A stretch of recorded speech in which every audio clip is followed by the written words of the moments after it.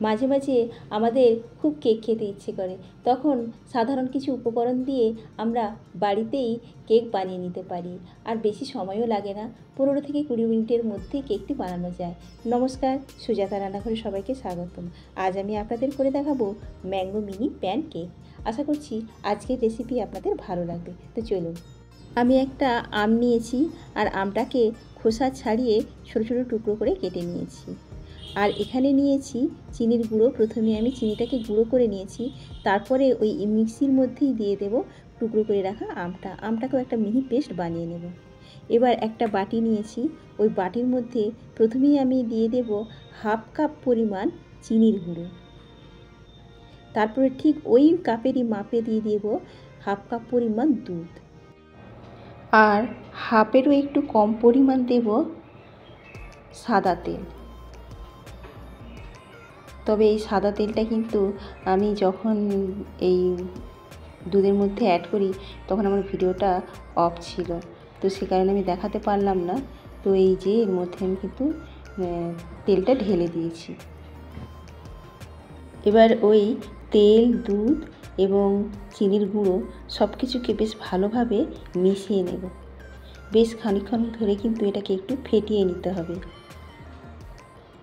তাহলে চিনিটাও বেশ একটু ভালোভাবে মেল্ট হয়ে যাবে আর সমস্ত কিছুর সাথে একেবারে গুলে যাবে। এই রকমই হবে। এবার একটা বাটির মধ্যে আমি একটা ছাঁকনি নিয়ে নিয়েছি, তো ওতে দিয়ে দিয়েছি 1 কাপ পরিমাণ ময়দা। এটা আটাতেও করতে পারেন। আর এখানে দিয়ে দিয়েছি 3 চামচ পরিমাণ পাউডার দুধ। আর এখানে 1 চিমটে পরিমাণ খাবার সোডা আর 1 চামচেরও কম দিয়েছি বেকিং পাউডার দিয়ে এবার সব কিছুকে কিন্তু একটু ভালো করে ওই ছাঁকনির সাহায্যে চেলে নেব। তো আমি এটাকে চেলে নিয়েছি।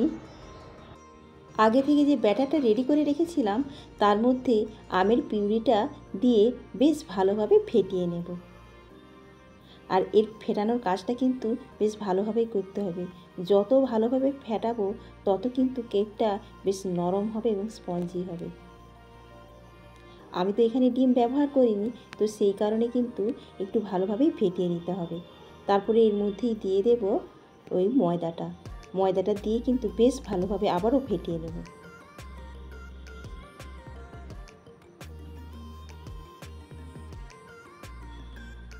আর এই মেশানোর কাজটা কিন্তু একটু সময় ধরেই করতে হবে। তো এইভাবে ফেটাতে ফেটাতে আমার প্রায় মেশানো হয়ে গেছে। এবার এর মধ্যে আমি 1 চিমটে পরিমাণ একটু লবণ দিয়েছি। লবণ দিয়ে বেশ আরও একটু ভালোভাবে ফেটিয়ে নেব। তো এটা ফেটানোর পরে আমি এর মধ্যে দিয়ে দেব ভ্যানিলা এসেন্স দিয়েও কিন্তু আবারও একটু ভালোভাবে এই ব্যাটারটাকে একটু ফেটিয়ে নেব। ভ্যানিলা এসেন্সের পরিবর্তে কেউ এলাচের গুঁড়োও দিতে পারেন। যদিও বা এখানে আমি ডিম ব্যবহার করিনি, তো এখানে গন্ধ হওয়ার কোনো প্রশ্নই নেই। তবু যদি কেউ দিতে চান একটু স্বাদের জন্য দিতে পারেন। তো আমার ব্যাটারটা তৈরি। এবার ওই তাওয়ার মধ্যেই দিয়ে দেব একটু পরিমাণে ঘি। 1 চামচ ঘি দিয়ে প্রত্যেকটা খোপের মধ্যে আমি ব্রাশ করে ওই ঘিটাকে লাগিয়ে নেব। তো ঘিটা তাওয়ার মধ্যে মাখানো হয়ে গেছে। এবার একটা গ্যাসের উপর বসিয়ে দিয়েছিলাম একটা লোহার তাওয়া, তার ওপরে এই তাওয়াটাকে আমি বসিয়ে দেব। তারপরে এই ব্যাটারগুলো ওই খোপের মধ্যে দিয়ে দেব। আর এই কাজটা কিন্তু খুব তাড়াতাড়ি করতে হবে, যেহেতু তাওয়াটা আমার গরম হয়ে গেছে। প্রতিটা খোপের মধ্যেই কিন্তু এই ব্যাটারটা আমি দিয়ে দেব।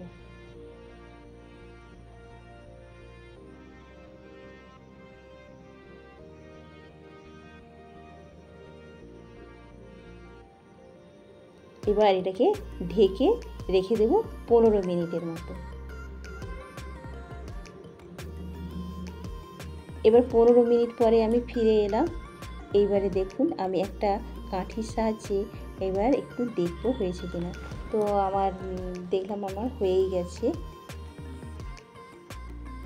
দুটো তিনটে আমি দেখে নিয়েছি। এবার একটু উল্টে দেখাচ্ছি। দেখুন বেশ সুন্দর তলাটা লাল লাল হয়ে গেছে আর বেশ নরমও হয়েছে।